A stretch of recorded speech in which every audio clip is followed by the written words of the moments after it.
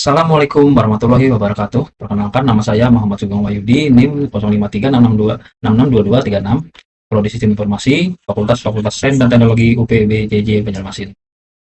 Kali ini saya membawakan uh, presentasi tugas 1 Pendidikan Pancasila dengan tema perkembangan Pancasila dalam konteks sejarah dari masa ke masa. Fokus yang akan saya angkat adalah melihat bagaimana Pancasila diuji dan berkembang dalam konteks sejarah bangsa kita, dari era masa ke masa, mulai dari Orde Lama, Orde Baru, hingga era reformasi saat ini.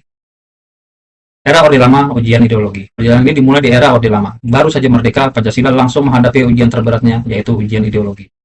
Pertama, melalui pemberontakan PKI Madiun tahun 1948, tujuan mereka jelas, yaitu meruntuhkan negara yang berdasarkan Pancasila dan mengganti dengan ideologi komunis. Nilai persatuan Indonesia sila ketiga benar-benar ditantang pada saat itu. Kedua, melalui pemberontakan DITI yang bertujuan menjadikan Indonesia sebagai negara Islam. Lagi-lagi ini adalah upaya mengganti Pancasila sebagai dasar negara. Ketiga, di masa demokrasi terpimpin, tantangannya bergeser. Terjadi penyimpangan terhadap sila keempat, yaitu kerakyatan. Presiden Soekarno diangkat menjadi presiden seumur hidup dan kekuasaan menjadi sangat terpusat, mencederai prinsip demokrasi dan perwakilan. Ini adalah dari media online terkait kejadian-kejadian pada era Orde Lama tersebut. Kemudian era Orde Baru, yaitu ujian implementasi. Selanjutnya di era Orde Baru, pemerintah awalnya berkomitmen kuat untuk mengamalkan nilai-nilai Pancasila. Namun dalam prakteknya Pancasila justru sering digunakan sebagai alat untuk melegitimasi kekuasaan yang otoriter.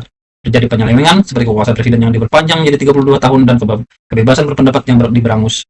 Akibatnya nilai keadilan sosial sila kelima dan nilai kerakyatan sila keempat tidak terwujud sepenuhnya.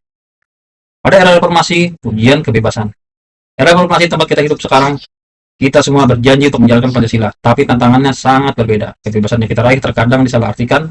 Kita menghadapi tantangan baru seperti maraknya pertikaian antar suku, anarkisme, dan konflik sosial.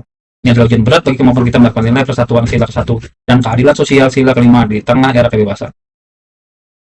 Ini adalah hasil screenshot dari media online juga. Refleksi dan penutup. Sejarah membuktikan bahwa Pancasila memiliki dua sisi. Ia sangat relevan, namun sekaligus sangat rentan. Pancasila selalu relevan sebagai pemersatu. Karena Indonesia memang ditakdirkan beragam, namun ia juga rentan karena nilai-nilai yang luhur dapat dengan mudah ditafsirkan ulang, dibajak, atau diselewengkan hanya untuk melegitimasi kepentingan kekuasaan. Seperti yang kita lihat, jelas pada masa Orde Baru, karena itu tugas kita tidak boleh berhenti sebatas menghafal Pancasila. Tugas kita adalah menghidupkannya.